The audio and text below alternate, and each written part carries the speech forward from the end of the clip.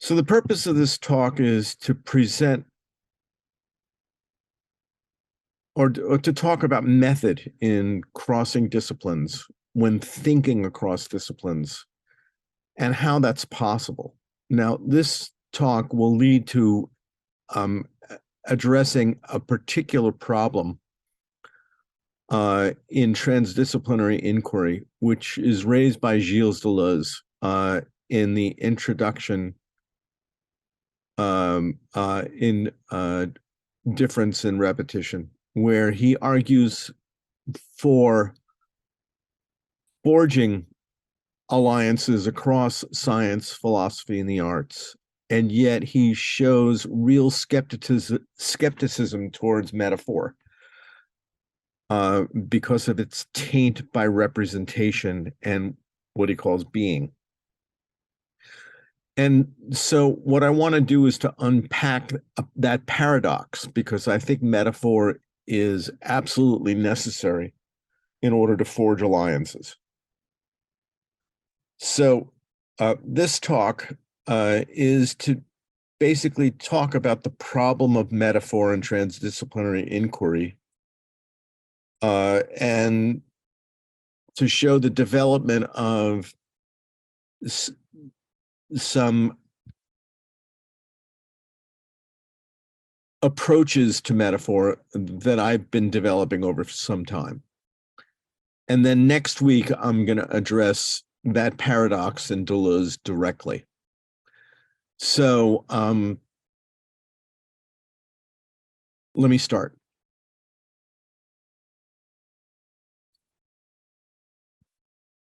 So this paper will cover an introduction to the role of metaphor in transdisciplinary inquiry.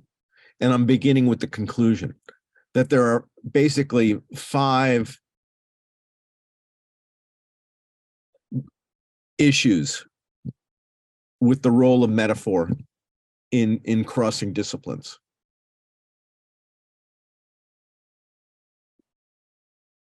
Grounds, reversibility, bootstrapping or circularity, power, and then seduction or complicity. And then I'll talk briefly about examples of successful and failed scientific metaphors in philosophy and the arts. And then I'll go through the 3 articles that I've written. Dynamic and Thermodynamic Tropes of the Subject came out in 1993. Chess Rhizome and Phase Space, Mapping Metaphor Theory onto Hypertext Theory came out in 1999, and Constructing Autopoiesis on the architectural body in light of contemporary cognitive science in 2003. And the work that I'll be talking about next week, really, I finished around 2010, but was never got around to publishing. So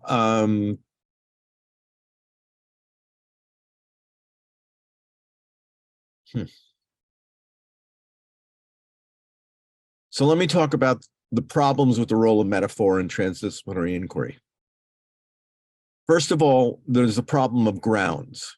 And what I mean by that is that most theories of tropes or metaphors, tropes is a reference to turns of phrases of which metaphor is one. And the 4 master tropes that people may know are metaphor, metonymy, synecdoche, and irony. So most theories of tropes have recourse to a form of allegoresis grounded in scientific tropes in order to model how tropes work. In other words, it's hard to have a theory about tropes in science when the theories of tropes themselves have recourse to scientific metaphors in order to describe how they work. And then the notion of reversibility is that such allegory is reversible. Scientific tropes are utilized to model relationships within philosophy and the arts. One may also demystify scientific models and practices by recourse to post-structuralist theories of tropes. So we can go from science to metaphor and then from metaphor to science. Bootstrapping or circularity.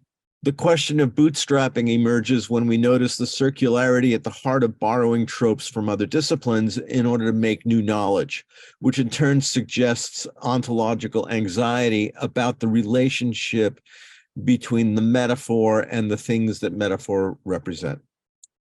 Then power also indicates that there's another kind of anxiety over bootstrapping, which becomes exacerbated when one takes into account the relative power position of science over the other disciplines in our epoch. And then the question of seduction comes in with respect to the inescapable dimension of power and the circulation of tropes, and therefore the question of complicity raised by Baudrillard and a good friend of mine, Mark McPhail, comes into play. So then I just want to mention examples of successful and failed scientific metaphors in other disciplines. Freud, and I'll be talking about a few of these. Freud and Freud's dream work as an internal combustion engine, where dynamical systems control thermodynamic processes in order to produce work. So you can actually read dream work as a kind of internal combustion engine. And those are the metaphors which drive Freud's account of the dream work.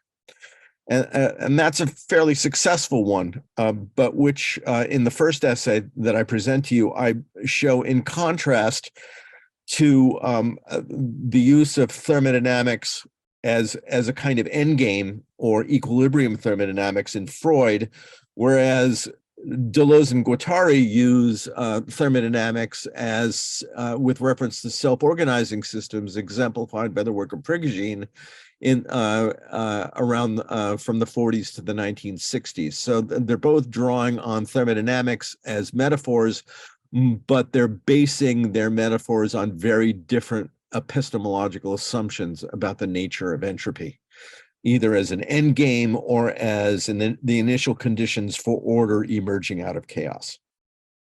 An example of a failed metaphor is Oswald Spengler in his Decline of the West, where the decline of the West is described in terms of endgame thermodynamics, the decline of Western culture. And yet the examples that he uses to describe that endgame are the collapse of science from the precision of deterministic systems to the imprecision of statistical modeling, which he sees as a symptom of the decline of the West. And so he's using entropy as a metaphor for describing the decline of the West precisely in terms of entropic processes. So it's circular. So it's a circular definition. Shannon and Weaver provide an excellent example of the role of metaphor in math, because the equation for noise in an information channel is formally precisely the same as that of a Boltzmann's order principle in equilibrium thermodynamics. So you can look at both mathematical equations and you can see they're exactly the same. So they're functioning analogically in terms of thermodynamics on the one hand and information theory on the other. Deleuze and his the difference between what he calls differentiation and differentiation are grounded by time reversible tropes with reference to differentiation, and time irreversible systems in differentiation, which are description largely from chemistry and biology for differentiation, but which are part of the physics of irreversible systems. So it's also part of physics as well, where differentiation is really a reference to how calculus dominates physics. Michel Serres comes up with an emphasis on the shift in second-order cybernetics into self-organizing systems as an analogy for information systems. And then I would suggest that work should be done in terms of evaluating For example, Alan Badiou and algebraic set theory, Manuel de Landa in terms of the shift from neuronal ensembles as a metaphorical reference to assemblage theory, Graham Harman and scientific naturalism in the debate over correlationism, as well as atomism versus immanence in his work. And then in the first essay, I talk about these references to theories of the trope: Hayden White, Kenneth Burke, Jacques Derrida, Friedrich Nietzsche, Hans Kellner, Harold Bloom, and Michel Serres. And here's an example in Dynamic and Thermodynamic Tropes of the Subject, the first article that I assigned for this talk, where you can see analogical constructions between dream work, between geometry in terms of the four master tropes, which I mentioned earlier, and in terms of the internal combustion engine, where the dream work of condensation corresponds to congruence in geometry, to metaphor in the four master tropes, and heat in the internal combustion engine. Displacement corresponds to contiguity in geometry, metonymy in the four master tropes, and reversible dynamical systems in the internal combustion engine. Representation corresponds to scaling in geometry, synecdoche in the four master tropes, and production in the internal combustion engine. Secondary revision corresponds to inversion in geometry, irony in the four master tropes, and feedback in the internal combustion engine. So then in the second essay, I talk about in chess rhizome and phase space mapping metaphor theory onto hypertext theory. I talk about the need to shift from the arboreal nature or division classification system of genus species to the rhizomatic nature of transdisciplinarity. And then I suggest that another master trope, besides metaphor, metonymy, synecdoche, and irony, is phase space in understanding the nature of metaphoric drift across disciplinary disciplines, of disciplinary formations through time. And then in that essay, I also talk about the metaphor of phase space as a design principle in hypermedia. So that's why it's called mapping metaphor theory onto hypertext theory. And then I'll talk about my actual hypermedia project, which traces the role of metaphor across all disciplines by using primary texts by thinkers exemplary in a range of disciplines as and using the metaphor of chess as a theory constitutive metaphors, which are powerful organizing tropes in their work.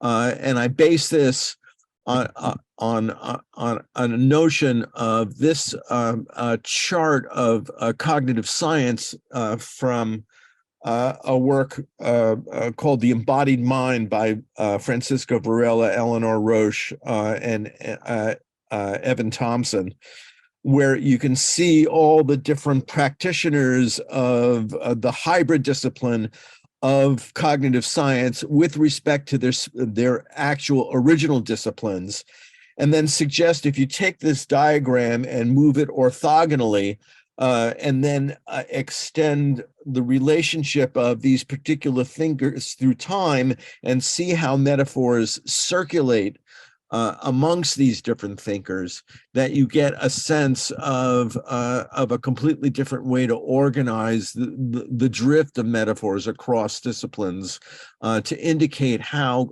cognitive science is exemplary as a form of transdisciplinary inquiry. And then I look at the hypermedia project chess rhizome in terms of precisely constituent metaphors of chess that are central to their representation of their own work, how it's foundational in terms of the paradigms within their own work, and then suggest three different logics by which one can navigate this hypermedia project in terms of naive uses of the metaphor, which buys into the epistemological assumptions of the game of chess, and the fact that the game of chess suggests models, and I would suggest epistemological models within specific disciplines as played out by these different thinkers. And we're talking about anyone from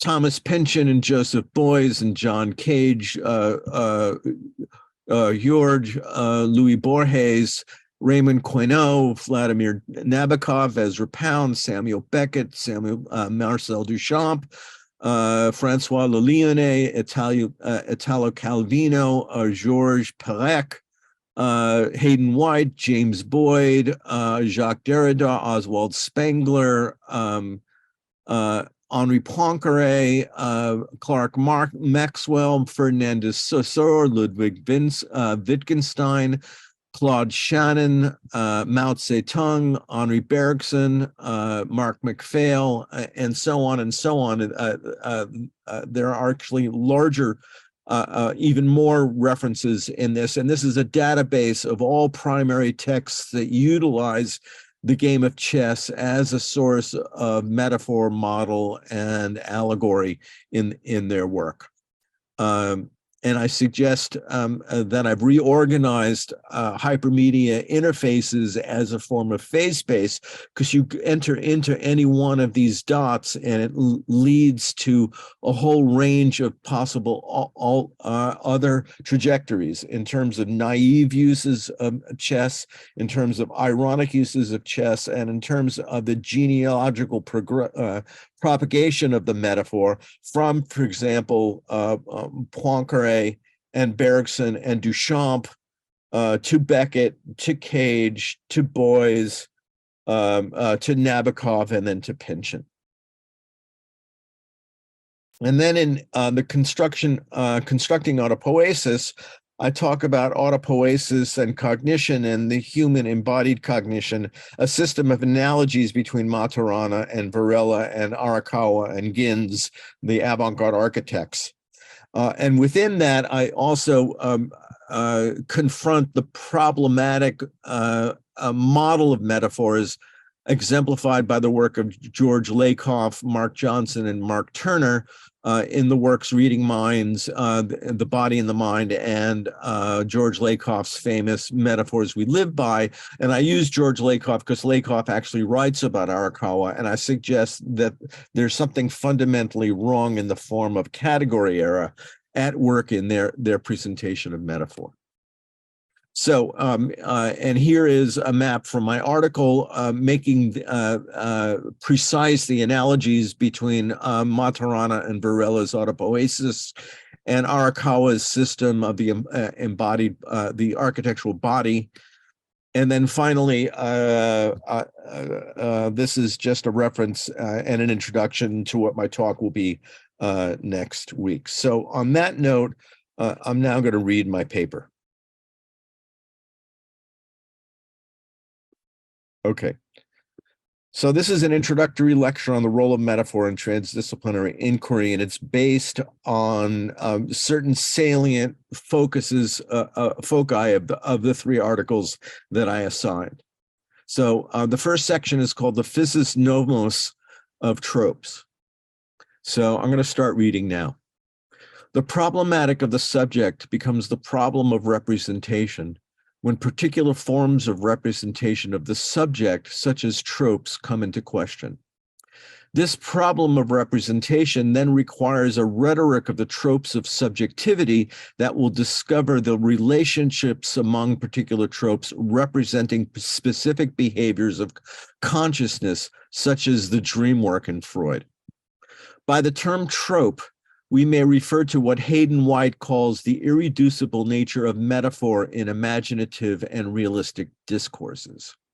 A trope is a turn of phrase that links an abstract concept to the physical world, and as such establishes a correspondence between the physical world and human ideation.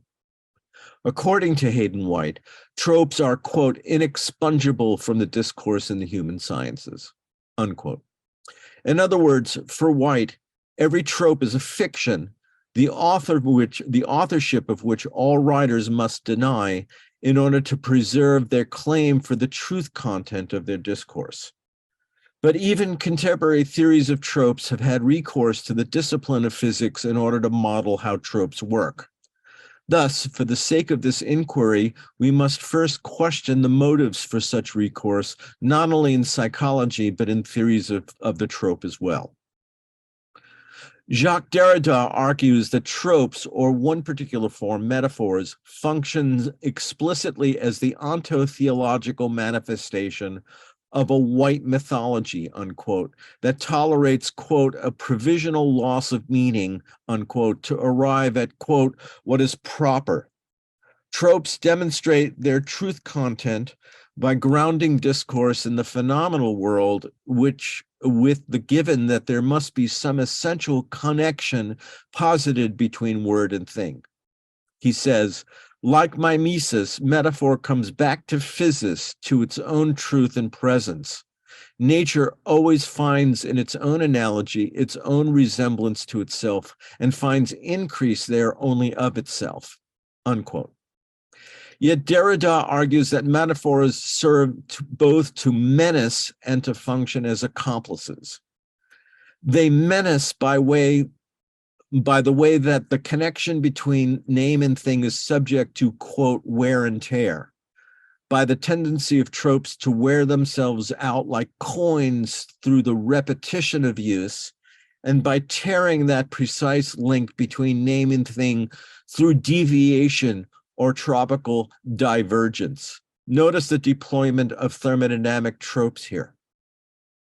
Derrida associates this precise link with physis, or the claim for natural law, a law that apparently must decay or wear and tear through time, as implied by the 19th century conventional understanding of the thermodynamic term entropy as a kind of endgame.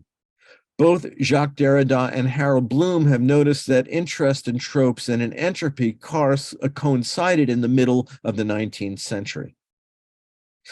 Yet, according to Derrida, tropes are also accomplices, allowing for an, quote, an inevitable detour, unquote, in order to, quote, a horizon of circular reappropriation of the proper sense, unquote. That sense, of course, remains dependent upon a fiction that there lies an essential connection between word and thing. These tropes imply a correspondence between a pull or force among the planets in a solar system and with the sun, or with electrons swarming around a nucleus, and the energized link among tropes in a system of signification with the significance that it surrounds. As opposed to the borrowing of thermodynamic tropes to describe the irreversible decay of an individual sign, here systems of signification are described with reference to the reversible laws of dynamics, Newtonian mechanics, and quantum mechanics. Here one finds the conceit that the irreversible decay of individual signs can be arrested by situating signs in a system governed by stasis or inertia. After all, it was Friedrich Nietzsche who said, "What is truth? Inertia, that hypothesis which gives rise to contentment, the smallest expenditure of physical force, etc." And that comes from the will to power. Derrida's deconstruction involves demonstrating both the instability of individual signs and the contradictory bifurcating traces always present within the inertia of a system of signification.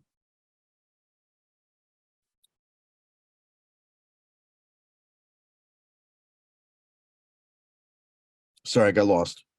Okay. William Paulson, who was my dissertation advisor, has argued that Derrida draws on information theory and the relationship between entropy as formulated in physics and noise in the channel between sender and receiver as a problematic. In this view, Derrida seeks, therefore, to subvert philosophical discourse by foregrounding the noise present in every possible message. Alex Argyros explores Derridian discourse by formulating a theory of order which emerges out of the noise generated by his tactics, thus presenting a positive gloss on what Derrida's critics once argued constitutes a nihilistic agenda. Yet Hans Kellner identifies the agenda of all tropical relations metaphorically with catastrophe theory, particularly with relations established with the shift from one master trope to another, as suggested by Vico's notion of ricorso.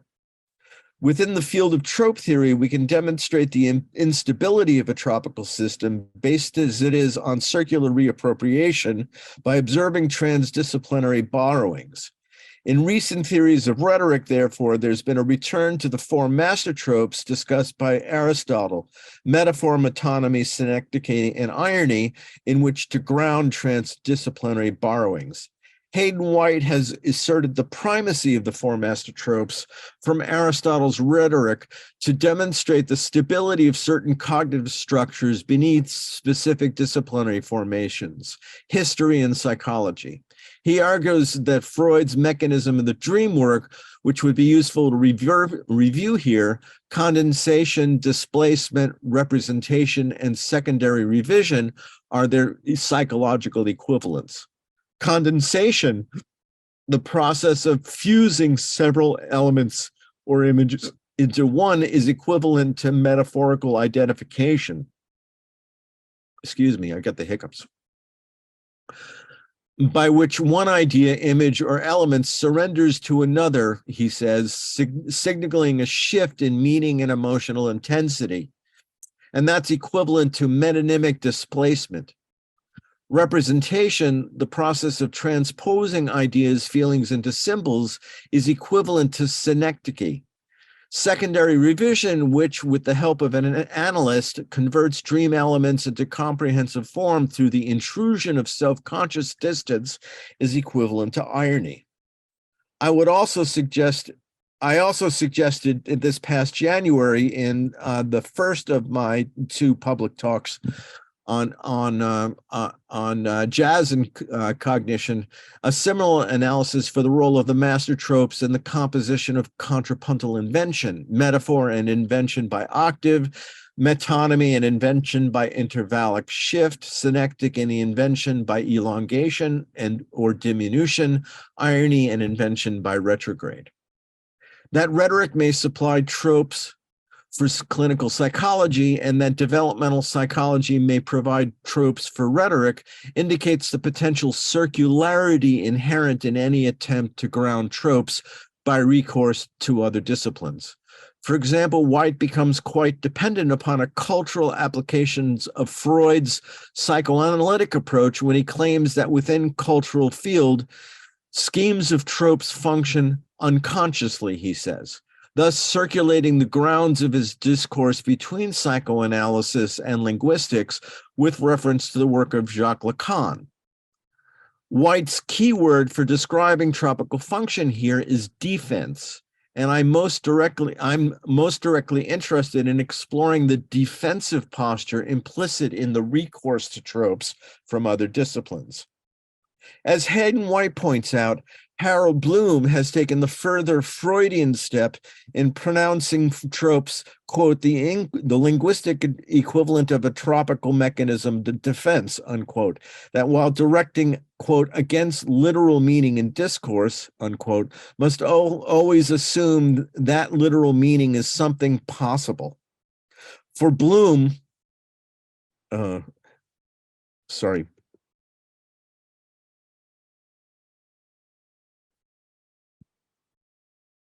for Bloom, however, literal meaning is death. What would occur if electrons spun into the nucleus or planets spiraled into the sun? Bloom refers here, of course, to Freud's life and death drives. Thus, out of, quote, survival, tropes form a reversible system of false signification that he compares to Newtonian mechanics or even to a chess game, both of which are premised on reversible laws. This suggests that even what Bloom calls the romantic undoing or kenosis of an existing tropical system marks merely the commitment to a, quote, personalized counter-sublime that itself then systematizes suddenly freed tropical patterns in order to avoid the, quote, threat of the literal meaning that is death.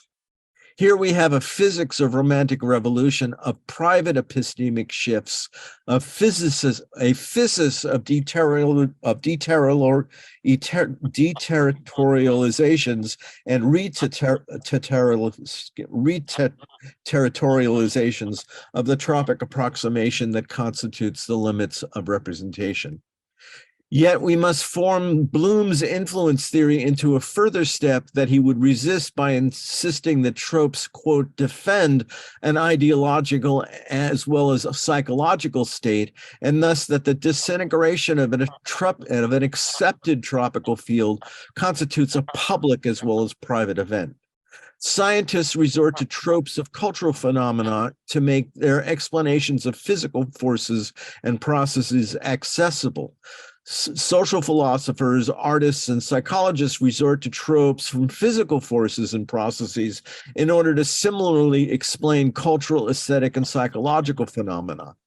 This borrowing from other disciplines reveals, first, a consensual dependence upon a given set of assumptions about the laws governing physical or human phenomena to which these tropes refer, and second, a mutual complicity in suppressing the fictive nature of tropes that are used.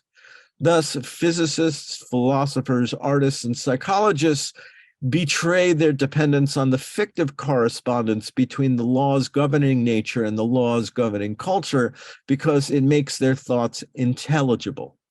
Furthermore, this dependence points ultimately to an essentialist perspective underlying even the thoughts of those whose project is to demystify or deterritorialize old systems of tropical approximations.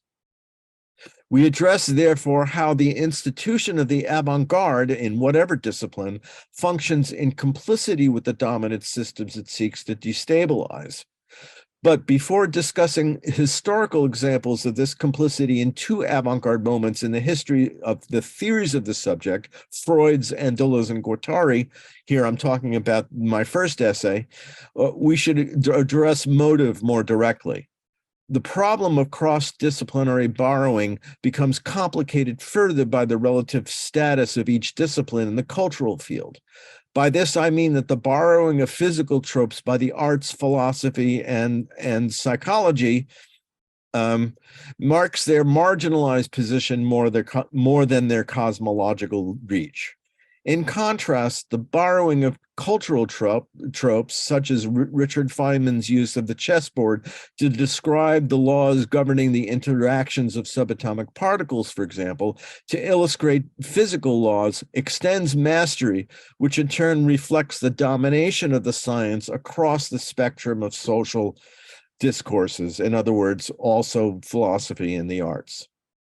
As Michel Serres writes of the poverty of literature, science is on the side of power, on the side of effectiveness. It has and will have more credit, more intellectual and social legitimacy, and the best positions in government. It will attract strong minds, strong in reason and ambition. It will take up space, unquote.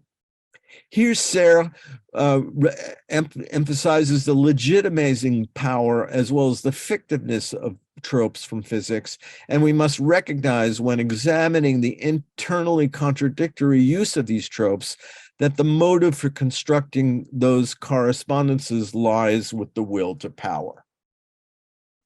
The sources of internal contradiction generated by the tropes themselves comes from an ideological difference, a struggle from within the discipline of physics itself. This struggle arises out of the difference between the precision possible with the time-reversible geometrical perspective associated with dynamics, whether Newtonian or quantum mechanical, and the statistically approached contingencies of the time-irreversible perspective normally associated with equilibrium and non-equilibrium thermodynamics. Here I'm drawing on the works of Ilya Prigogine and Isabel Stenger's, particularly on their work to make visible an ideological war within the physical sciences, a war of which they called clashing cultures and which Stengers now refers to as a cosmopolitics between time-reversible and time-bound models of physical processes. In this war, in this cosmopolitics, time-bound theories are marginalized by time-irreversible, but time-irreversible theories are marginalized by time-reversible theories. Prigogine's work on the physics of irreversible emergent behavior and dissipative systems far from equilibrium, for example, brought him the Nobel Prize in chemistry, not physics. A further illustration of the marginal status of Prigogine's own work within physics comes from chaos theory, which was introduced to the public through James Gleick's popular work on chaos. This work emphasizes the geometry of fractals without once mentioning Ilya Prigogine's work on self-organizing systems. Yet Prigogine's work may provide the most help in confronting problems created by the ideological appropriation of tropes from physics by other disciplines. We can situate the historical determinants of the construction of theories of subjectivity by identifying tropes from very different conception of physical laws, identified here simplistically by the familiar terms dynamic and thermodynamics as they are found in the works of Freud and in Deleuze and Guattari. And here I'm referencing again to the first essay. After discussing dynamics and thermodynamics, particularly with reference to the internal combustion engine, we will then limit discussion to the allusions to such industrial machinery in Freud's description of dream work and the unconscious, and to Deleuze and Guattari's description of human consciousness as an aleatory subject embedded in the schizofluxes of cultural machinery as a means of resistance to these machines of cultural signification. Finally, we will address Deleuze and Guattari's transgressive and yet fundamentally complicitous relationship with the Freudian hegemony of the subject's representation. Okay, now I'm moving to the second article of the three that I referenced for today's talk, chess rhizome and phase space, mapping metaphor theory onto hypertext theory. Chess rhizome is a hypertext that I've constructed to explore across disciplinary boundaries the range of references to chess, the chessboard, its pieces, its rules, and the particular role that time plays in the process of unfolding the game itself. The method informing chess rhizome's design draws on the work of Gilles Deleuze in forging of contingent alliances across the disciplines of science, philosophy, and the arts for the purposes of conducting epistemological investigations.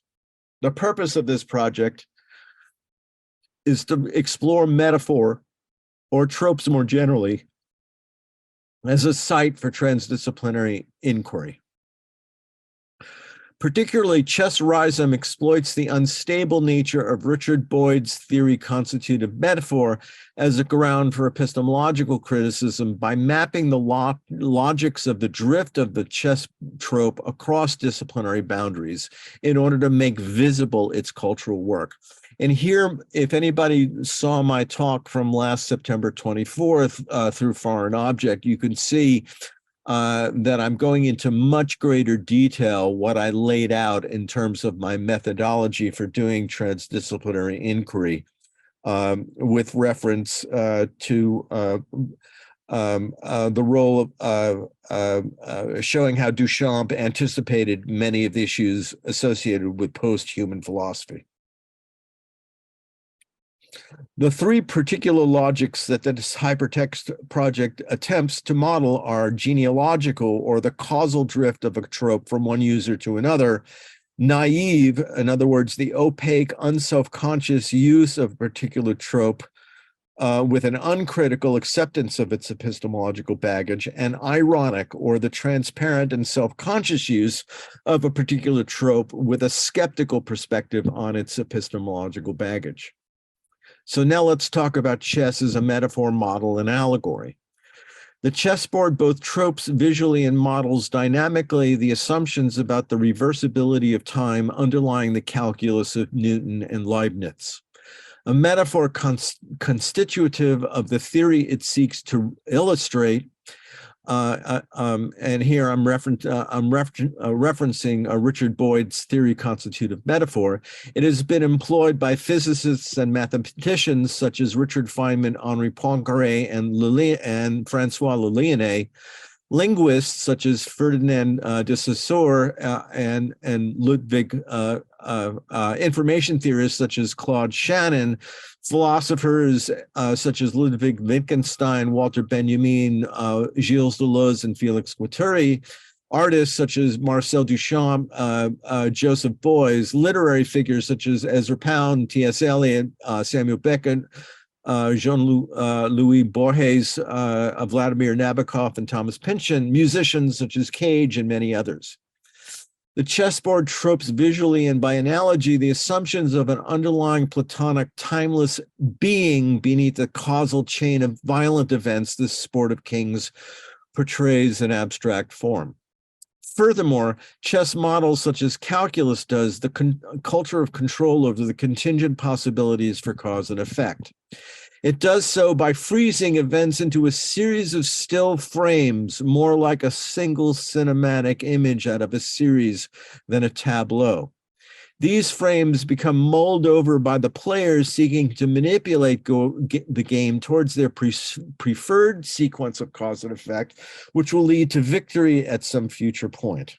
At each moment during the course of the game, time stops, leaving a silent range of possible futures in response to possible moves plotted schematically in the minds of the players. Chess players are capable of prodigious feats of memory, feats which even mathematicians envy, as Poincaré also states in his essay on mathematical discovery. It allegorizes through rules and consequences of attrition warfare the historical conceit that civilization, such as Spengler's The Decline of the West, finds itself mechanically dissipating inevitably toward cultural equilibrium, the thermodynamic endgame of heat death for closed systems, natural and cultural, and the end of the game for both kings, no matter who wins.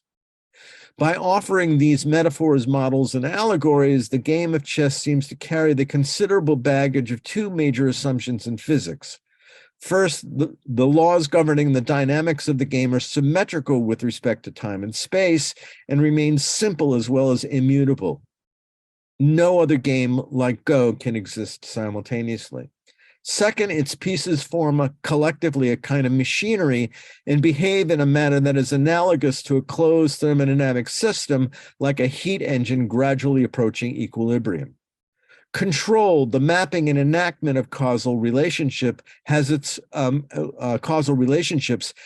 horizon of helplessness in the face of the contingencies of history, no matter what allegories we construct to mediate the uncertainty that we feel because of that helplessness. Chess, therefore, involves a grand narrative generated by the culture of control over the contingencies of duration. This narrative is premised upon the ability of the rules of the game to reduce the contingencies inherent in the history of these closed systems onto the striations of projected futures that are precisely mappable, but which also remain forever threatened by the endgame of systems death due to the intrusion of contingency.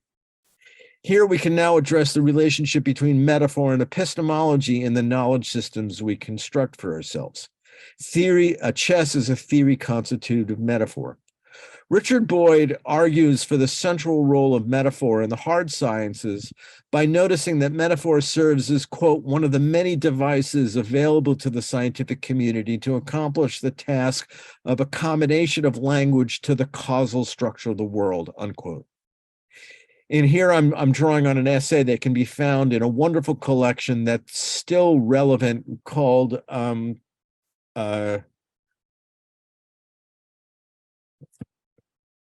Metaphor and Thought, which is about the philosophy of science and the role of philosophy of science in the role of metaphor in the philosophy of science and in the sciences.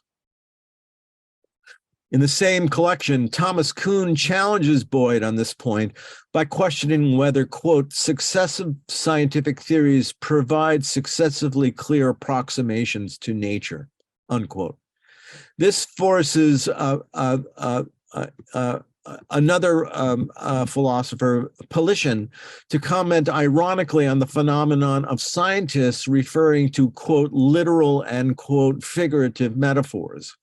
Pelikan goes on to single out in the tradition of Poincaré and Bergson the reification of geometry in Western science as an example of how metaphors can become literal simply by the ways in which scientists render the grounding assumptions for that metaphor invisible to themselves. A colleague, James Bono, reviews this issue by emphasizing for the cultural studies of science the Baconian and Nietzschean traditions in the human sciences, which foreground the irreducibility of metaphor. This link between literary theory, rhetoric, and the philosophy of science should add a level of rigor to recent debates concerning the value of such investigations of scientific practices by those outside sciences proper, such as those people associated with the science studies debate. I would just like to add one more complication by demonstrating that Boyd's notion of the theory constitutive metaphor remains valuable precisely because of its problematic status. Reading Boyd carefully, we find that the theory constitutive metaphor is unstable, hovering between two contradictory uses that we might use to explore the cultural work of chess. One, as constitutive of the assumptions of the domain from which it's derived, and two, as a portal opening up new potential domains. When I stated earlier that the chessboard tropes visually and by analogy the assumption of an underlying Platonic timeless being beneath the causal chain of violent events, I was making visible a fundamental epistemological assumption at work in the hard as well as human sciences. This assumption, deconstructed recently by the work of, deconstructed by the work of Prigogine and a student of Gilles Deleuze, Isabelle Stengers, views time as a function that is reversible so that all complex phenomena can be explained by simple immutable laws that can map the chains of causality with precision, because all events can be reduced to the time-space axis of a geometrical grid. According to Prigogine and Stengers, of course, there's another fundamental assumption that makes no such claims and in fact argues that time is both irreversible and irreducible to a geometric grid. So the value of chess as a theory constitutive metaphor lies in its capacity to reveal its naive or ironic appropriation.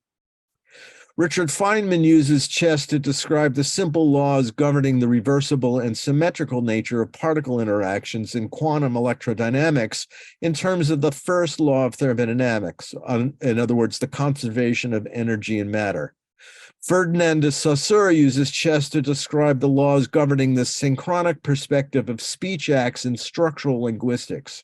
Claude Shannon uses a chess-playing computer to foreground the laws of the computational paradigm of artificial intelligence, or really cognitive science. And I'm thinking also of von Neumann. For these thinkers, we might say that there's a certain naivety in accepting without question the reversible perspective, and that this acceptance cuts across disciplinary boundaries in a way that becomes visible precisely because of their shared uncritical acceptance of the capacity of the chess metaphor to cut the world at its joints, as Richard Boyd would put it. Duchamp explores the mapping of events to control the future trajectory of the chess game in his chess treatise on the endgame, opposition and cases, opposition and sister squares reconcile, or opposition et les cases conjugués sont réconciliés. Sorry for my French pronunciation. He does so by isolating the condition in which the contingent and irreversible conditions of error creep into an otherwise overdetermined ritual to avoid defeat by delaying the end of the end game as long as possible. Yet you cannot win using this chess treatise. You can only avoid defeat. Wittgenstein uses chess ironically in, quote, the rejection of logical atomism, unquote. That's the title of an essay, to underscore the inadequacy of any system of rules to explain communicative acts without taking into account the fact that these acts occur not in a silent, timeless system, but in the irreversible time of the world. Both Deleuze and Guattari and Thomas Pynchon highlight the biases of the top-down superimpositions onto the contingencies of the world by reference to chess, and explore the tropical implications of other games and other rules, such as Go, in order to open up a new portal to new forms of thought. These two thinkers employ chess ironically as a theory-constitutive metaphor for two purposes: to subvert the fundamental assumptions about time, causality, and certainty implied, and to seek parallel tropical models such as Go for other competing assumptions concerning the role of time in physical, cultural, and cognitive processes as well. Conclusion. The purpose of chess rhizome, then, is to employ hypertext to create an environment where the walls of conceptual spaces become permeable and perhaps even unstable. The aim is to enable users to witness how the agents for such instability, theory-constitutive metaphors, swarm nomadically across disciplinary matrices, forming rhizomes that cut across disciplinary boundaries and in the process form new kinds of structures. And I'm suggesting that phase space becomes a new kind of trope in order to describe such processes of formation that occur in irreversible time. Chess rhizome involves, at the base level, all primary materials for which we will seek permissions, which I'm going to skip that part because I'm actually talking about the hypermedia project. Okay, now is the third essay. Challenging Lakoff, Johnson, and Turner on modern metaphors and embodiment. And here I'm skipping the analogy that I constructed in the third essay called Constructing Autopoiesis, and focusing on the actual challenge to the theory of tropes underlying the work of Lakoff, George Lakoff, Mark Johnson, and Mark Turner. Body, Mind, and Metaphor, and the Lakoff School of Cognitive Science. Please consider this seeming digression from the discussion of Arakawa and Gintz as a stab at a question that has been nagging me ever since I read backwards from Mark Turner's Reading Minds, English Studies in the Age of Cognitive Science, to Mark Johnson's The Body and the Mind, to George Lakoff's More Than Cool Reason and Metaphors We Live By, as well as Philosophy in the Flesh, or co-authored by the others. My question has to do with the status of their systems of image schema, specifically in terms of the arguments that Lakoff and Johnson have made concerning the embodiment of orientational metaphors in lived human experience. grounded in the orientation of the body as the body negotiates the external world. At the time, I had been reading the works of Maturana and Varela, particularly Varela's take on the concept of embodiment and inaction, as these biologists and cyberneticists, and then obviously cognitive scientists, might inform the writings of Gilles Deleuze. I sensed that the notion of embodiment from Lakoff and Johnson were in fact incompatible with that in Varela and Deleuze. Now, I've learned from Gregory Collum, a rhetorician, that behind Lakoff and Johnson's notions of embodiment lies Gerald Edelman's neural Darwinism, and these differences might therefore be justified by the distinction between Varela's and Edelman's understanding of the conditions for emergence, a distinction that is not necessarily incompatible because they're really discussing apples and oranges. But there's more to stake here than just playing with models of embodiment and the phenomena of emergent properties. Given that Mark Turner's ideological extensions of his colleagues' arguments fit comfortably with the image schema of argument as warfare against the field of contemporary literary theory, and that's one of the things that got generated in terms of controversy by Mark Turner, and given that my past work explores the intimate relationship between complexity theories in physics and cognitive science and contemporary critical theories, such as I discussed in my essay on Freud and Deleuze and Guattari, I felt it necessary to make visible exactly where the differences lie between these two notions of embodiment. My instinct here can be stated bluntly. Lakoff, Johnson, and Turner seem to be committing a major category error. Rather than demonstrating that their systems of metaphorical schema result from an experiential bodily basis for meaning, as expressed by the title of Johnson's book, The Body and the Mind, these schema in fact reveal as an expectation for a pre-existing condition of coherence, of a systematicity, which can only be the result of a global state of cognition, which by definition represents the condition of the mind, not in, but over the body. To put it another way, rather than understanding these image schema and their metaphorical and moral or ideological extensions as emerging spontaneously, a process resulting from the condition of embodiment, what they seem to demonstrate is a condition that can be described, even in the case of riding a bicycle, for example, as unmoored from sensory motor affect. At every moment, we are always already disembodied. I would also argue that this condition of disembodiment and its psychological and social political costs constitutes the real target for Arakawa and Gin's corpus of artistic production for the last 40-odd years, which the third essay goes into some detail about. And I won't go into it here, but I'm just going to focus on Lakoff, Johnson, and Turner right now.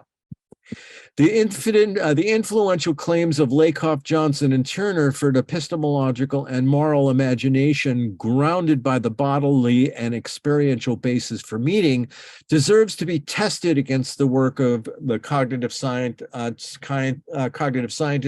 Francisco Varela and the philosophers Gilles Deleuze and Félix Guattari. In Varela, Thompson, and Roach's The Embodied Mind, they review the debate over two antithetical, though perhaps complementary cognitive processes discussed earlier. Bottom-up emergence, which is necessarily contingent and which involves the spontaneous confluence of heterogeneic lower-order processes into a global state, and the top-down repression of those heterogeneic processes, often described as a superimposition of category and schema onto complex sensory data in a way resonant with the epistemological legacy of Immanuel Kant. So while the global state is indeed a fiction and constitutes a fiction necessary to ensure the survival of the aggregate, which may refer to a computer or a human being or even a bureaucratic system, this distinction becomes interesting from the perspectives of epistemology and social philosophy in the following way. For the first, the emphasis is placed on the total control of the trajectories of symbolic manipulation. Any loss of control brings down the computational house. And that's particularly true, for example, in mainframe computers, where any glitch in the system will crash the system. And for the second, the emphasis is placed on the connections among the elements of the system, the deliberate relinquishing of control of those elements, and the observance of the contingent emergence of new forms of order among the connected elements that might not necessarily be predicted. The top-down exertions of control and the contingencies of bottom-up emergent represent epistemological and ideological stances toward cognitive function. And in the study of human cognition, there's no questions that both processes go on simultaneously and perhaps even in cross purposes. And for example, my work on jazz and the multiplicity of time cognition during jazz improvisation is precisely a working out of these two distinctive epistemological and ideological stances. This correlation between bottom-up and top-down cognitive and social processes may help to frame a discussion of why Lakoff, Johnson, and Turner's assumption of the bodily basis for meaning remains unsatisfactory, especially given the epistemological, moral, and ideological extensions that they have placed on that basis for meaning. Following the trajectory of my own readings, we move backwards from Turner to Johnson and back to their Lakoff, to their mentor, George Lakoff. The extent to which Lakoff and Johnson's assumption of the bodily basis for meaning has become grounds for ideological warfare within the realm of literary and cultural studies can be seen in Mark Turner's attack on contemporary critical theory, Reading Minds, English Studies in the Age of Cognitive Science. Turner suggests that contemporary theorizing has led to a dead end in English studies, and he considers these discourses suspect because of their complexity and inaccessibility. Calling contemporary theory, quote, ungrounded bootstrapping and, quote, fragmented, Turner argues that, quote, contemporary theory fails to connect with the full human world to the extent that it treats objects in literature that can only be seen by means of that theory. In that case, if the theory vanishes, so do the objects. Lerner argues for humanistic studies grounded in schemes and tropes that are working metaphors in the physical world. He grounds his systematic exploration of the matrices of schemes and tropes by resurrecting classical stasis theory, image schemas to structure our understanding of forces. Excuse me. In other words, through ordered semiotic relations reduced to geometrical structures. What makes Turner's polemic so astonishing is its seeming ignorance of a trend in cognitive science represented by the work of Maturana and Varela called the emergent or inactive paradigm. Instead of connecting cognitive science and English studies through a reference to geometric schemes and tropes organized by an implied and unified subjectivity, one could pursue such an interdisciplinary connection by postulating a human cognizing subject that has no essential unity, but the unity that the subject perceives in itself is a fiction constructed to encompass the heterogeneity of cognitive processes that occur. Yet what Turner misses in his attack on contemporary literary theorists, critical theorists, is that the off-sided genealogy for this emergence paradigm can be found as early as Henri Bergson's Time and Free Will and Matter and Memory, and perhaps more immediately important with respect to the genealogy of contemporary cognitive science represented by Varela in Maurice Merleau-Ponty's The Primacy of Perception. Dormant though it was in cognitive science, as Varela, Thompson, and Roche report, for over 20 years after Merleau-Ponty first conceived of the possibility for human cognition without autonomous consciousness, the emergence and active paradigm has led to major reevaluations in our understanding of the human mind, computer intelligence, and even social systems. Merleau-Ponty's work, crucially, has provided some of the grounding concepts in literary theory that led to Barthes, Foucault, and others' assaults on naive formulations of the nature of authorship, for example, as in The Death of the Author, as an explicitly top-down phenomenon which informs such contemporary theorizing. That Turner attempts to ground his assault on the bootstrapping of contemporary theorists in one paradigm in cognitive science, ignoring how another competing paradigm of cognitive science grounds the very theories that he's attempting to refute. And it is Turner's grounds, specifically the works of George Lakoff, Mark Johnson, and behind them in the writings of embodiment of Gerald Edelman, that I wish to make visible now. When we examine simply Lakoff and Johnson's presentation of metaphorical systems and metaphors we live by, we are struck by how completely systematic that presentation is. Their discussion of the systematicity of metaphorical concepts, their invocation of the structuralist truism involving the interdependence of the visible and invisible, and here I'm echoing both Merleau-Ponty, not only Merleau-Ponty, but also Jean Piaget, Roland Barthes, and many others, on the relational grid of metonymy and metaphor of systems and their grounds.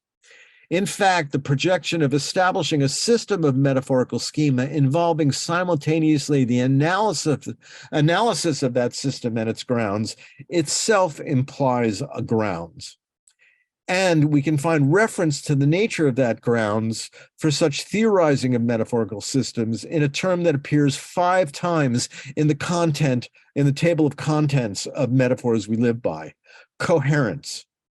What can coherence means if it applies to the grounds underlying, quote, the systematicity of metaphorical concepts, unquote, as well as to the grounds which enable Lakoff and Johnson to construct their systems to begin with? One hint at the grounds for their systematic presentation, as well as for the metaphorical systems that they are presenting, is the concept of space and its capacity to be organized with reference to geometric forms outside of time, which predetermines how coherence is understood as a concept. Yet Lakoff and Johnson do demonstrate self-consciousness about their account of space as a structuring principle for the representation of concepts. While they can say that, quote, spatialization metaphors are rooted in physical and cultural experiences, unquote, they also say that there is, quote, an overall external systematicity among the various spatialization metaphors, which defines coherence among them, unquote. Demonstrating that the notion of coherence completely depends upon a pre-existing of conceptual space, they admit that, quote, spatialization is so essential as a part of a concept that it's difficult for us to imagine an alternative metaphor that might structure that concept, unquote. The fact that they insist that the system and coherence are inseparable concepts forces them to hedge their bets a bit by saying that although they believe that they're practicing a science of metaphorical systems rooted in a human embodied experience, they're willing to conceive of a social as well as biological embodied sense of the nature of that experience. Quote, the concept in the scientific theory are often and perhaps always based on metaphors that have a physical and or cultural basis. Finally, because of this very necessary hedge, Lakoff and Johnson really back off quite a bit on their claims for what they mean by embodied experience. Quote, we do not know very much about the experiential basis of metaphors. Because our ignorance in this matter, we have described metaphors separately, only later acting speculative notes on their possible experiential basis. We are adopting the practice out of ignorance, not out of principle, unquote. Now, it is important to remember that this extremely tentative attempt to straddle positions on their part, although the move is also strategically important, so this claim for this experiential basis for meaning does not collapse into, quote, begging the question, thus preserving the primary rhetorical intent of metaphors we live by, which is to argue for their system, leaving the grounds for that system still up in the air.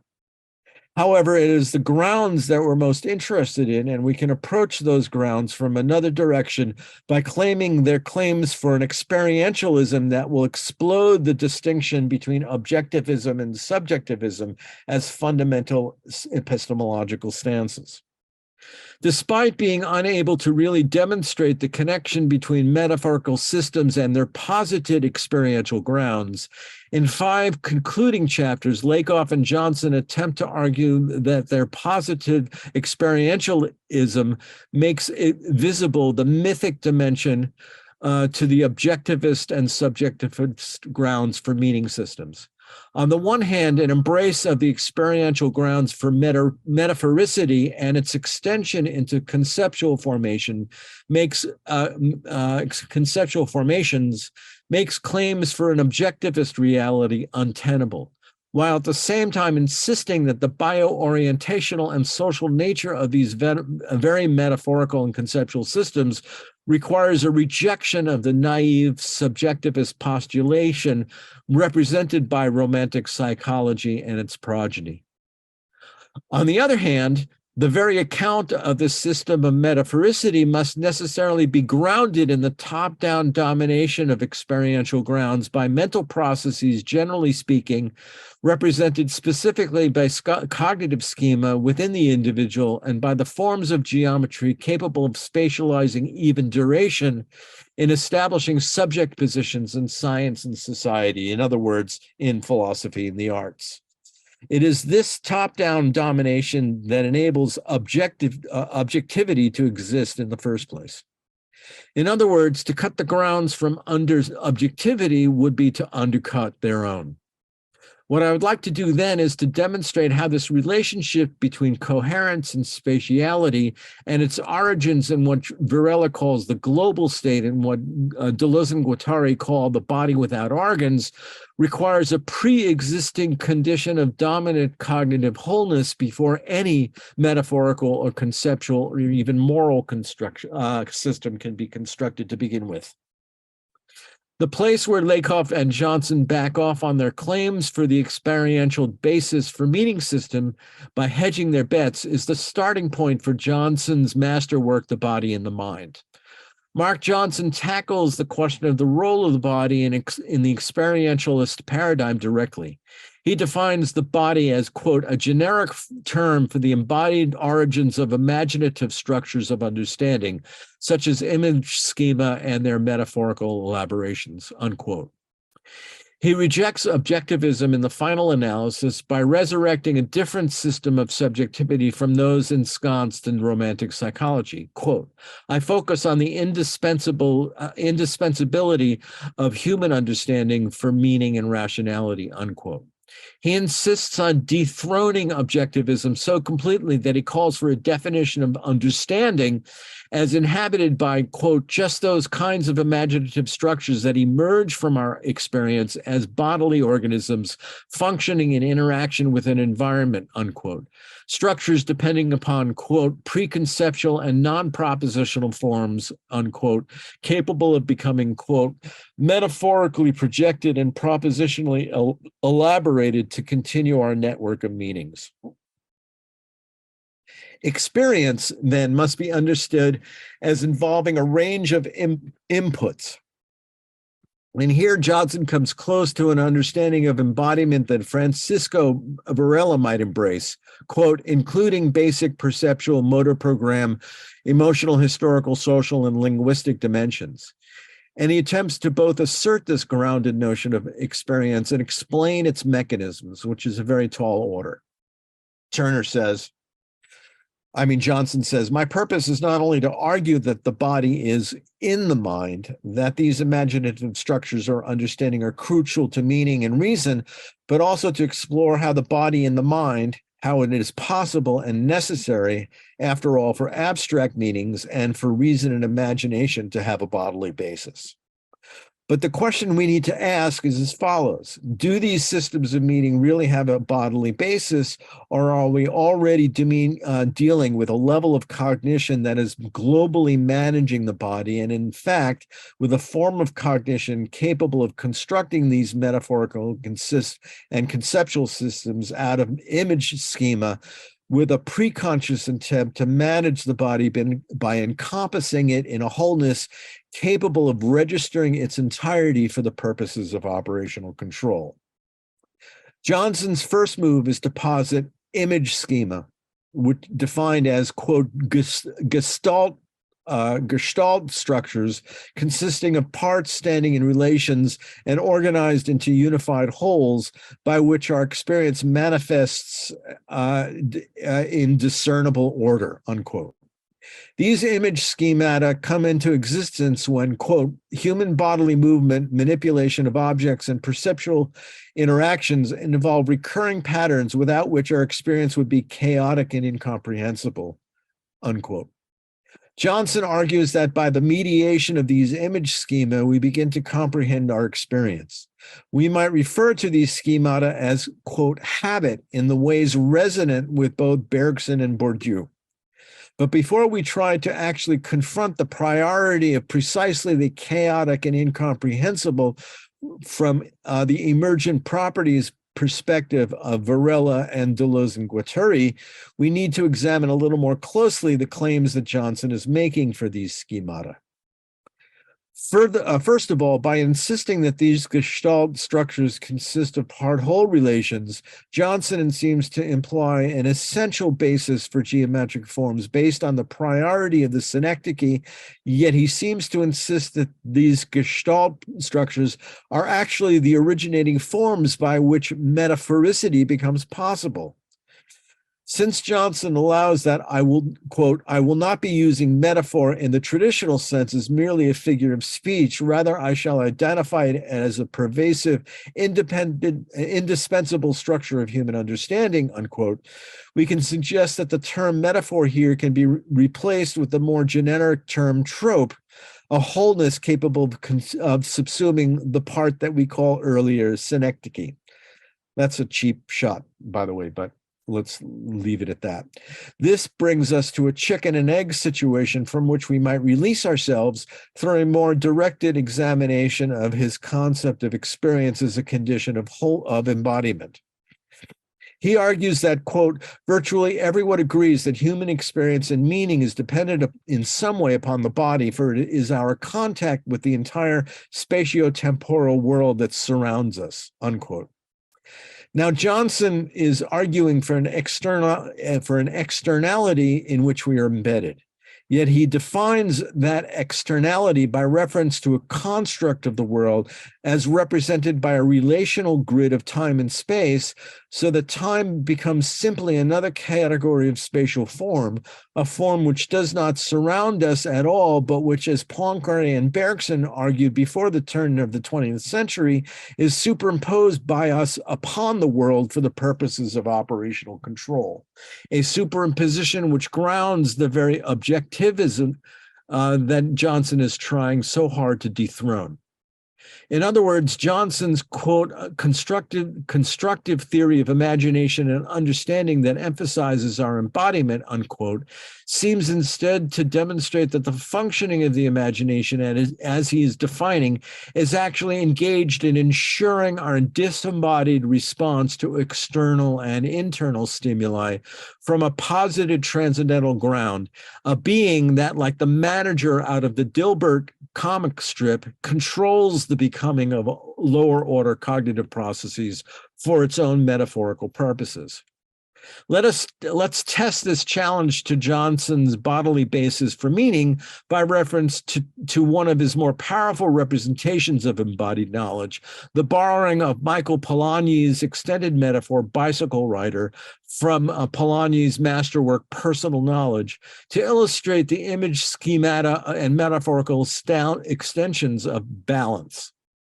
We do so in order to finally argue for replacing the body and the mind as a source of Johnson's image schema and their metaphorical, ideological, and moral extensions with Deleuze and Guattari's body without organs and its capacity for both striated geometric and smooth and contingent cognitive processes, whether within or without the individual.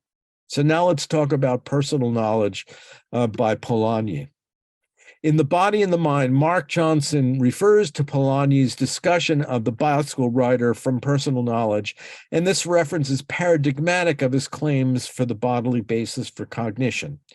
He writes, the experience of balance is so pervasive and so absolutely basic for our coherent experience of the world and for our survival in it that we are seldom aware of its presence, unquote.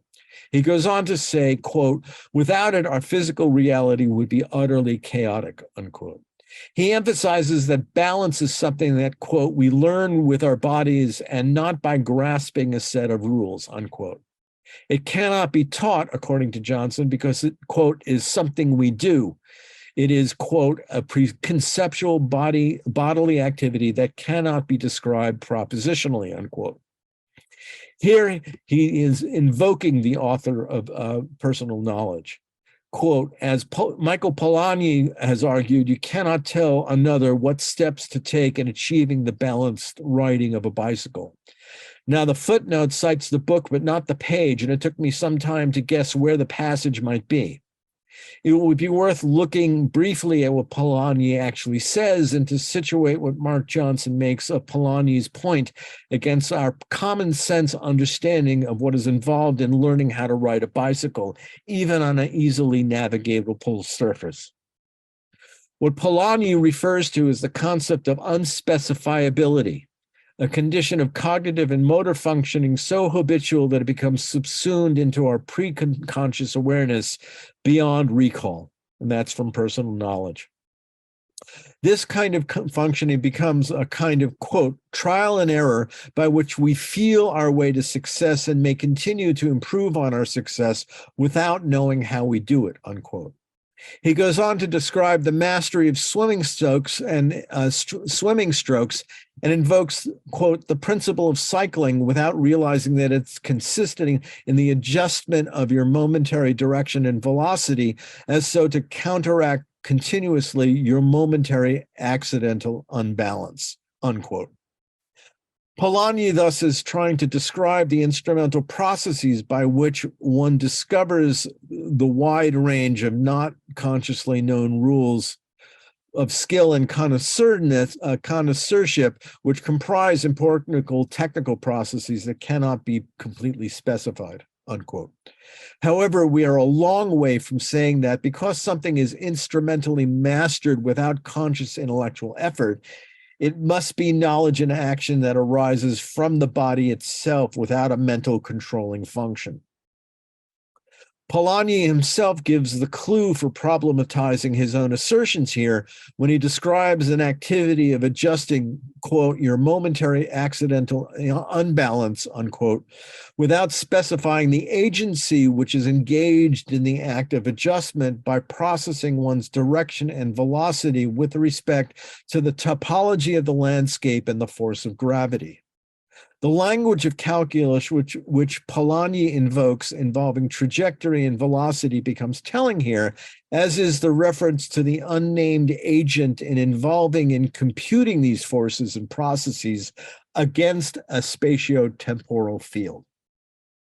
That agency is, of course, the Dilbert manager that we've been referring to, the top-down manager of a myriad of cognitive inputs, top-down precisely because this executive function, as cognitive scientists call it, has removed itself from bodily processes and local cognitive inputs from muscles and organs such as the inner ear in order to exert control. Now here comes our bit of, quote, common sense reflection. Of course, we cannot tell somebody how to ride a bicycle, but think about how it actually is, how you actually learned how to ride a bicycle. I remember teaching my daughter Annie how to ride a bike many years ago in a parking lot next door to our house in Ann Arbor. I placed her on a bicycle with her feet on the pedals, quote, with no gears, the pedals would move simply by the wheels placed in motion, her hands on the handlebars. Then I walked, slowly pushing the bicycle by holding on to the handlebar closest to me and onto the seat upon which Annie sat terrified, and then talking her through the sensations she would be experiencing so that she would not panic from the sensory overload. Then I went into a trot, maintaining Annie's balance on the bicycle through innumerable computations that were below my preconscious awareness concerning her trajectory, speed, and the effect of gravity on the perpendicular positioning of the bicycle frame with respect to the tar surface. In effect, I was the Dilbert manager for her at that point. But at the moment of release, the Dilbert in me attempted to pass the reins of control over the Dilbert manager in her, and she wobbled her way vertical on a trajectory of a certain velocity over a relatively safe terrain, with her eyes firmly on a target on a closely situated horizon, until the Dilbert in her fell down on the job and brought her down to the sidewalk in him. And here I'm suggesting I'm making a gender distinction deliberately with reference to gender studies. Annie did not learn how to ride at that time, nor the time after that.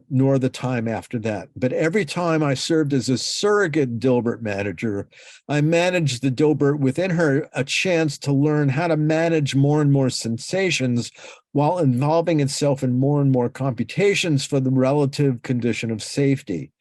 Despite all my good intentions, what I was teaching Annie was how to disembody herself for the purposes of top-down operational control over her own body, which in turn enabled control over her bicycle as it traversed its terrain under the influence of gravity and velocity. Now we can talk about the epistemological and moral costs for that kind of top-down removal from embodied existence to a realm of functional disembodiment. And here I'm suggesting that that's one of the reasons for my interest in the work of Arakawa and Gins. But for now, let us simply end by saying that as far as Lakoff, Johnson, and Turner's constructions are concerned, there ain't no body in that mind. If we have a body at all, it is what Deleuze and Guattari called the constricting striations of the body without organs, a pre-existing condition of wholeness capable of generating a state of coherence which can subsume and control of a multiplicity of necessarily chaotic cognitive processes below the threshold of its conscious awareness. What we have is what cognitive scientists call executive function, and what Francisco Varela, among others, called the top-down processes of cognition, which have been shown by analogy to problems in computer science an inadequate account of cognitive behavior, with potentially catastrophic ethical implications. So after that critique of theory of metaphor, I'm going to stop here and open up for questions. And sorry I took up so much time.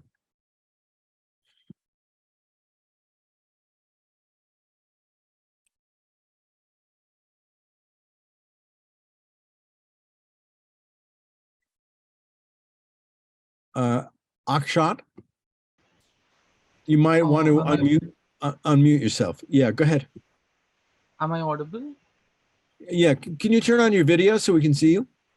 So right now I'm like not in a great environment where I can turn the video on. So if it's okay, I'll keep it off for this session. That's fine. So when you were talking about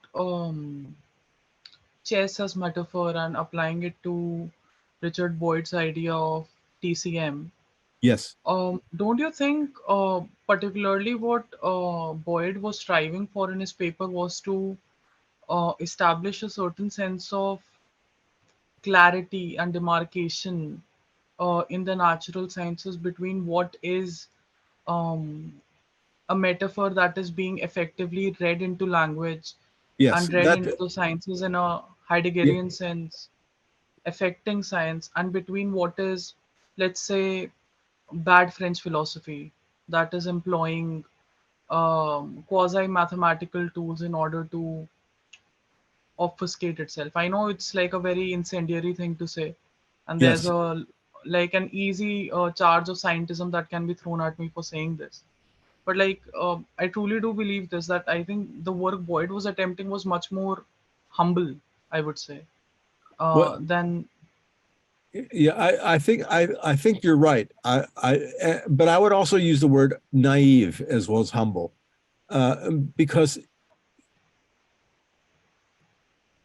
a fundamental assumption of Boyd's essay, which is challenged uh, by um,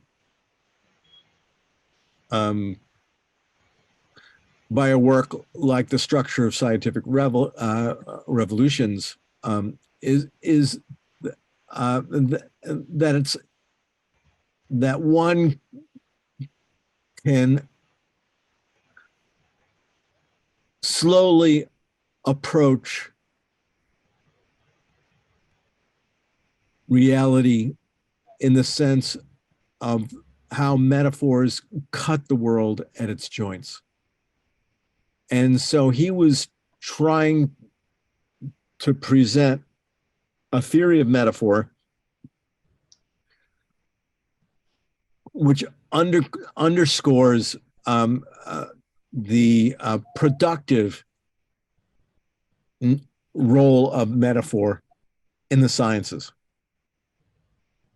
But this is precisely what Thomas Kuhn and the rest of the people in that collection um, um, uh,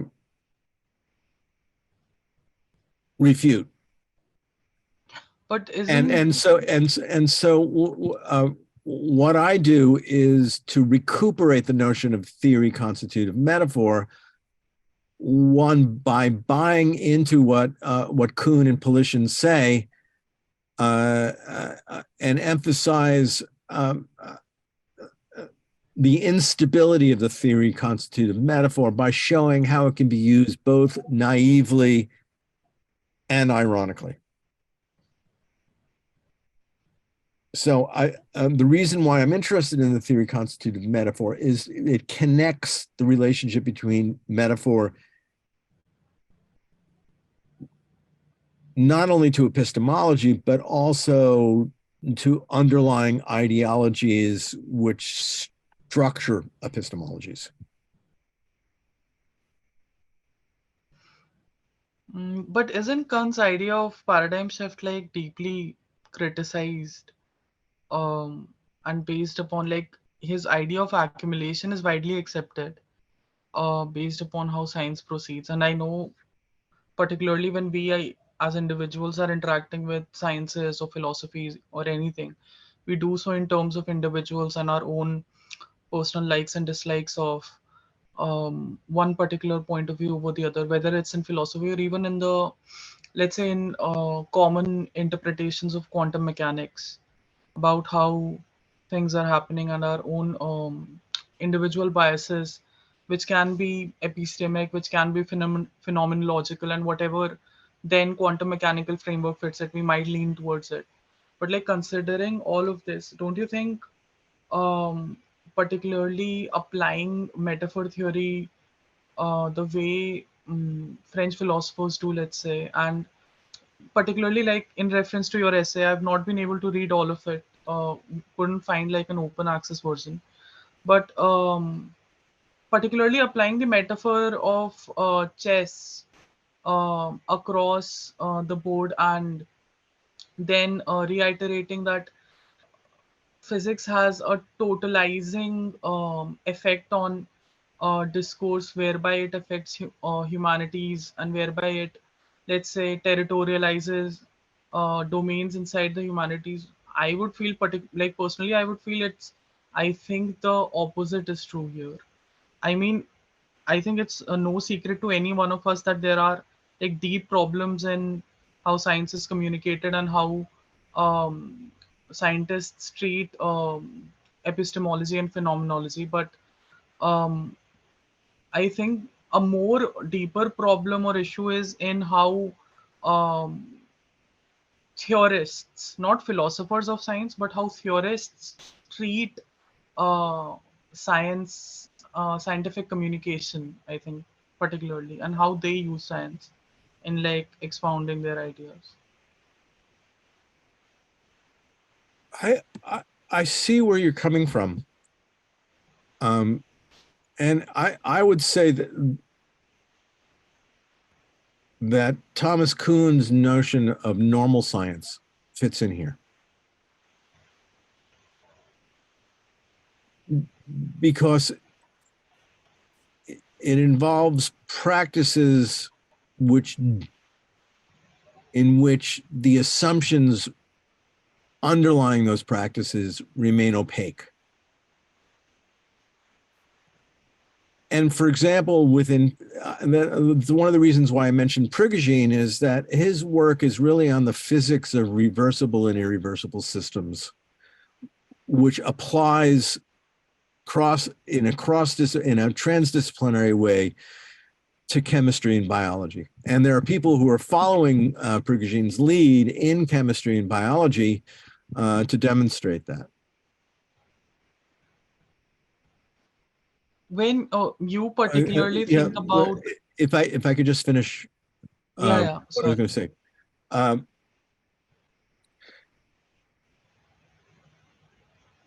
It is because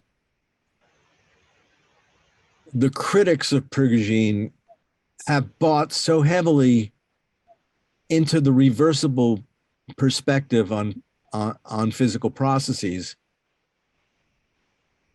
that enable them, and the fact that those assumptions still dominate physics relegated Prigogine to a Nobel Prize in chemistry, despite the implications of what he was doing to physics and biology.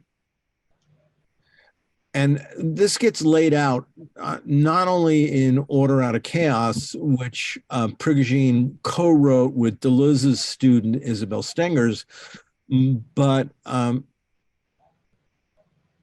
20 years later, Stengers produced a 2-volume book which goes much deeper into this clash of not only epistemological but ideological differences between reversible and irreversible systems in her work Cosmopolitics. And I would suggest that it's cosmopolitics that I'm really talking about. And at the moment when normal science, where those assumptions are opaque, is no longer possible. So that I think that's what I would suggest, and that to get a better idea of what I'm up to, I would suggest reading the 2-volume collection called Cosmopolitics by Isabel Stengers. can I ask like one closing question? Sure. So you particularly, what is when you look at the foundational philosophy of the natural sciences, do you stick to a Heideggerian approach where I think one common example like that stands out to me from Being and Time is when he describes how even a pencil involved in the act of taking down notes in a scientific experiment is part of the bias and assumption about how that scientific process is being affected, or do you well, it's not only Heidegger.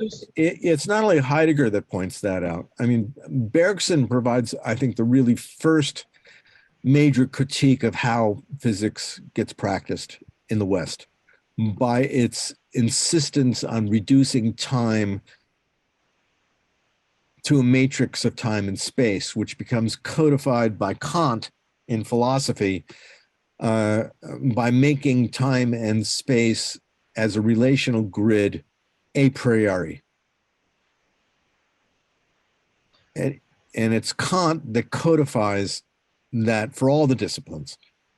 And Bergson, in part, due the influence of Solomon Maimon, who Kant recognized offered a major critique of his work. Bergson's whole project could be seen as an attempt to unmoor those assumptions, those a priori categories. So particularly, like, I think that renders my question a little moot, like, with respect to like that.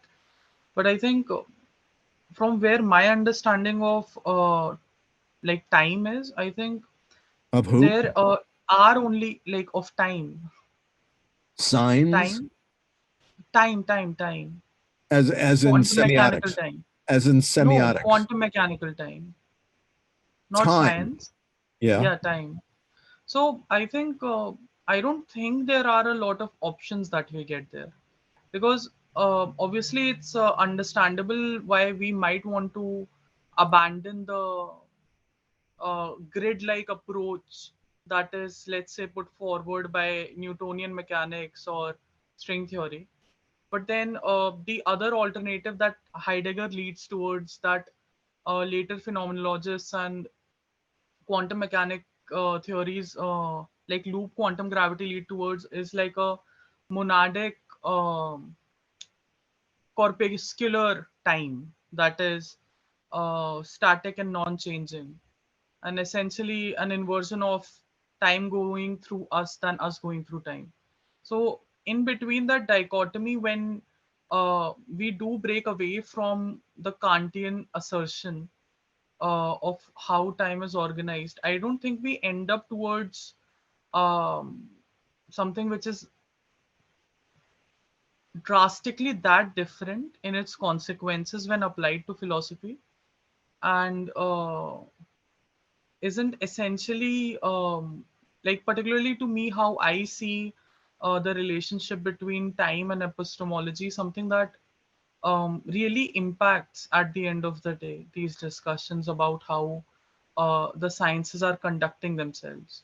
Because obviously it might be the case that there are some metaphorical biases that are lurking there in how physicists describe time, whether it's the grid like Newtonian or string theory time, or the monadical corpuscular, let's say, loop quantum gravity time. But I think at the end of the day, when I look at how it interacts with epistemology, I'm unable to see how it's actually going to impact um, our understanding of how science is communicated, particularly. Well, I would suggest, particularly with reference to the role of time in quantum mechanics, that you look at the work of Nicholas Gisson, who's been applying intuitionist mathematics and has really stirred a lot of attention. And I would suggest that the whole project of intuitionist mathematics comes out of the critique that Solomon Maimon made of Kant,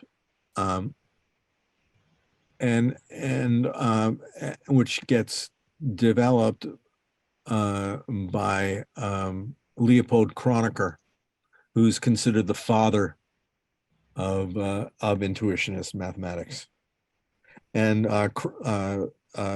something that Poincaré was taken by. And in fact, one can make a connection between Kronecker and Poincaré to Brouwer, who's the most famous practitioner of intuitionist math in the 20th century. So the application of a completely different model of mathematics may be required in order to account for the critique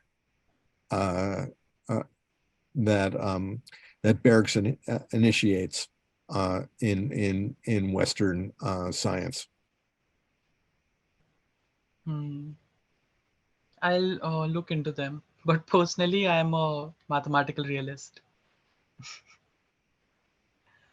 So Well, I do. like I said, whatever dog I have in that in that hunt, to use a metaphor, uh, really has to do with my fascination with the cultural work of irreversible time from the sciences in philosophy and the arts. So I'm not a practicing scientist, but I'm really interested in how metaphors function and that you have to take into account its ideological and epistemological behavior. Hmm. In other words, the implications of epistemology and ideology at work whenever one deploys a metaphor from science into philosophy and the arts, and then also, as in the case of chess, from from philosophy and the arts into science, like Richard Feynman's use of chess. Hmm. Thank you. Thank you for your questions. I thought they were really great, really sharp.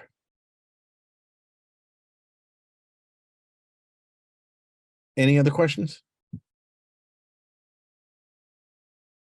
Problems with my Hey Tom, how are you? I'm fine, yeah. Quite hot here, but apart from that, can't complain.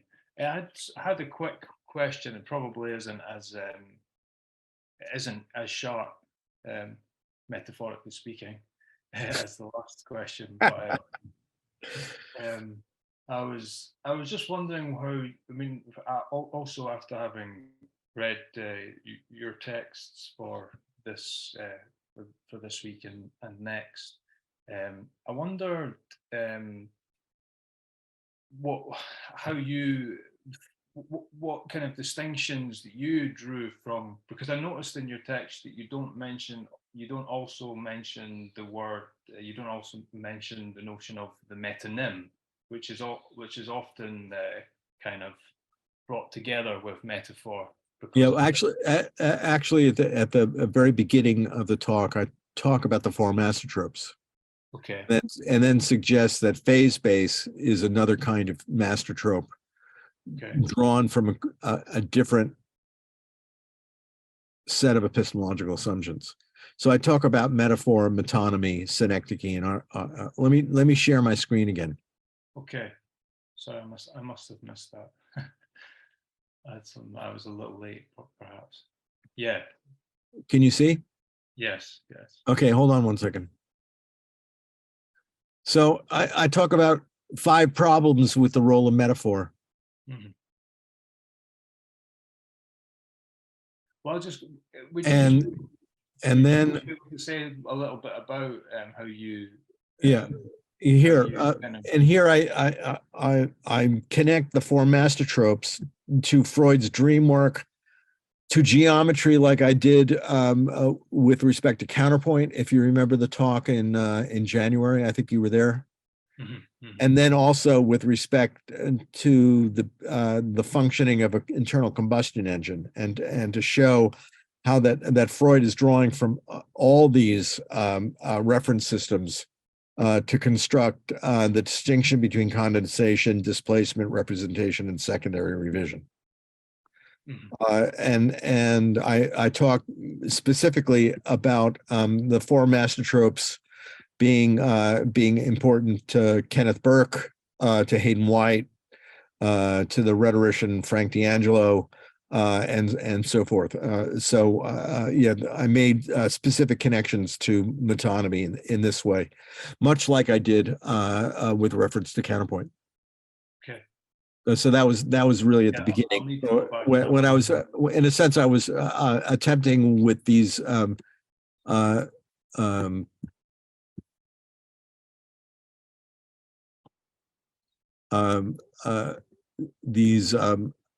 images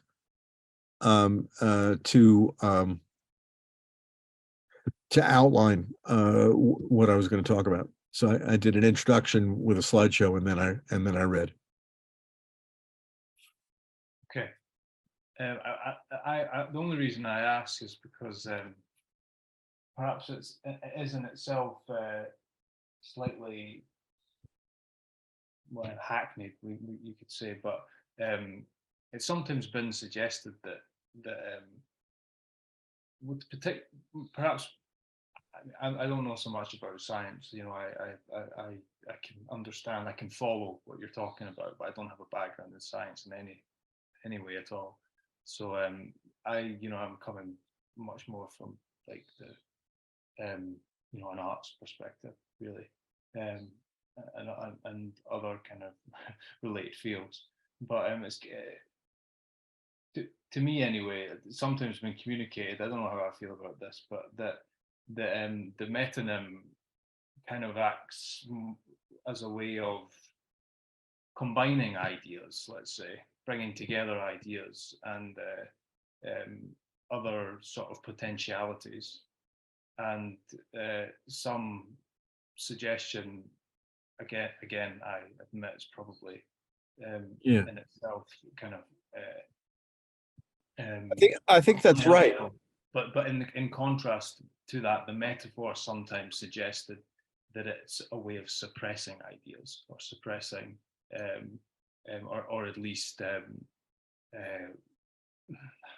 try not to use kind of colloquial speak, but kind of pigeonholing beside the potentiality of particular kind of concepts and ideas. I don't know if you would agree with any of that, or if you would. Yeah, and I think you can see it in this diagram.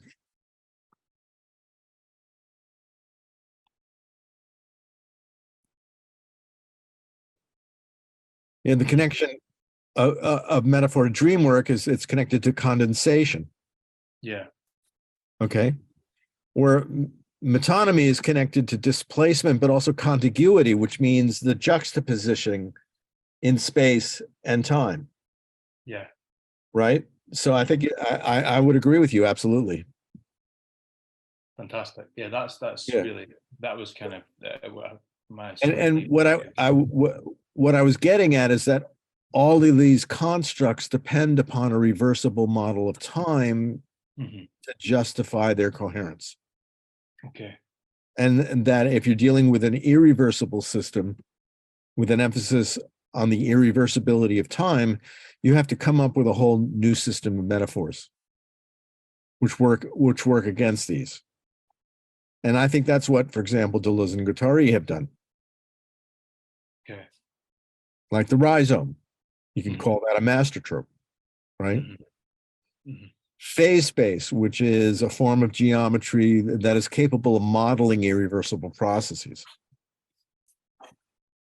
and which does not reduce time to an infinitesimal point like it's done in calculus. Okay. How would you how, or if at all, do you think something like satire might fit into this particular? Well, that's irony. Yeah, but is it always? Well, it's an extension of irony. Yeah, because I suppose I would think I kind of the way I see satire is that it's sort of well, there's a quite a well-known British comedian called Stuart Lee, who some people may or may not have heard of. He's a sort of well-known kind of stand-up comic, but he has a very specific style. It's very. Some people love it, and other people find it very pretentious. It's sort of kind of the postmodern idea of comedy, but like even again once removed, so it's like even it's like even satirical against that. And he like he describes satire and like as a joke it is, but his jokes almost always are actually what he thinks, so it's like it always an act, so it's not what he thinks, but it is what he thinks, so there's always this double thing going on. And he talks about satire being, well, the example that he uses is exactly like real life, but only with animals. Well, but also satire can function. Obviously, that's a joke, but I mean, that's like in order to assault the fundamental assumptions. Yeah, of course. Right. And two examples from music, since I know you're interested in music and sound art. Okay, I've remembered that correctly. Correct? Is that right?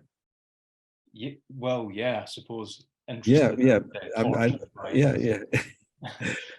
So if you think about John Cage putting tacks and rubber bands in the machinery of music, and in my talk last January, I was talking about how Renaissance counterpoint and calculus are emerging approximately the same time in terms of the time and space axis of music and the spatialization of time with time signatures and as well as pitch, the verticality of pitch and the horizontal nature of duration.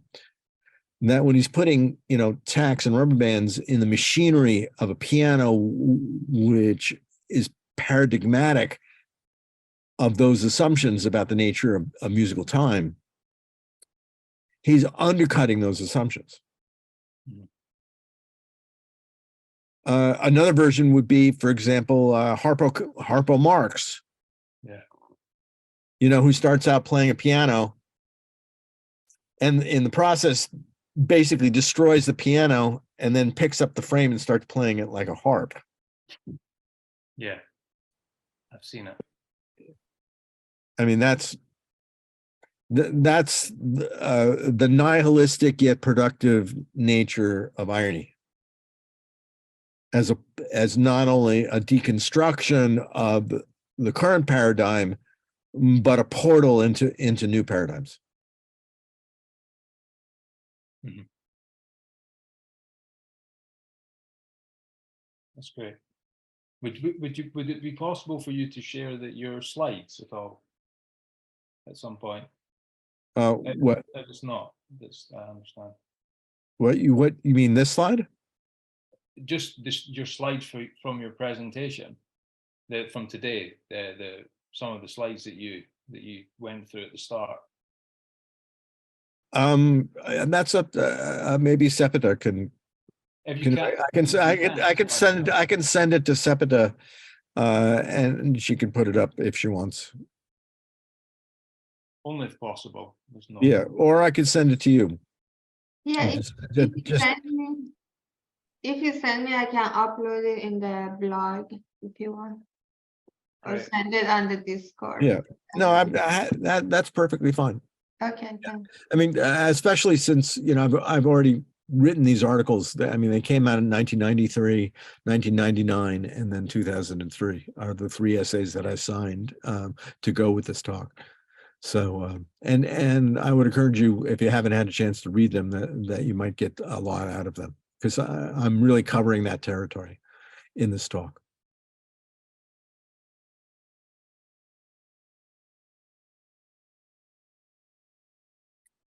Thanks, Tom. Thank you. Yeah. Here's Cosmos. Cosmos. Who is that?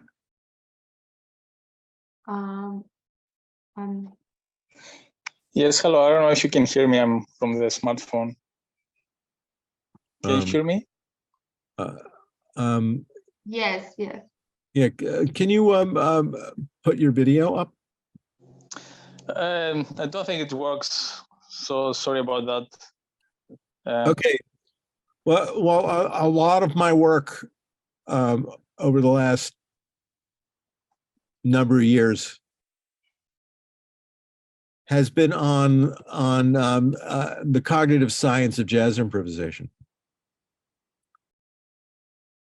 with reference to reversible and irreversible time and the external manifestations of emergence, which, as you know, is a form of chaos theory, complexity theory, as well as implicitly with respect, not implicitly, but intrinsically with respect to the cognitive neuroscience of jazz improvisation. In other words, what goes on in the mind during improvisation, and goes into the neuroscience, both theoretical and empirical. So I would point to my work on that, unless you have a very specific question you want to ask about that. It's a very important one for me.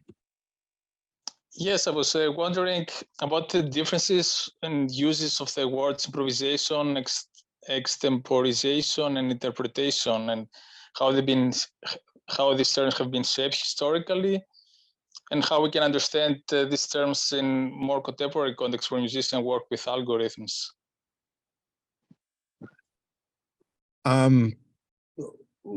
Well, I could point to the work that I've already published on this. But I haven't really done much work at all about the role of algorithms. But I can tell you that my main interest is in embodied and in active cognition. So I'm not interested in the disembodied manifestation of musical improvisation through artificial intelligence. It's just, you know, not that there's anything wrong with it, so to speak, but it's just, I haven't gotten there yet. I'm starting with the embodied musical performer, if that makes sense. Yeah, thank you. But, you know, I would be interested in hearing, since you're interested in this, what, you know, have you respond to what I've written on this. And if you just type in Martin E. Rosenberg and jazz improvisation, you'll find a lot of stuff up on the web. Yeah, I'll look at it for next time. So maybe I'll come with more concrete questions next week. No, great question. I just wish I had competence in computer music. I don't.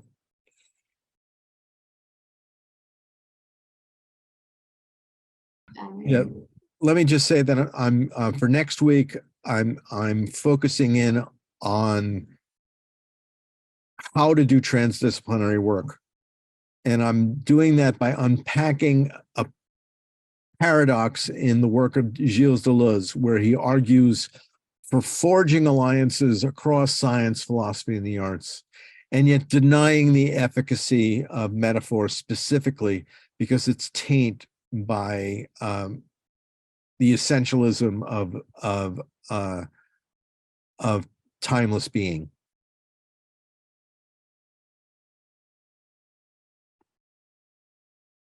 So on that note, why don't we quit? Thank you for putting up with me. I really appreciate it. Thanks for your interest, everybody.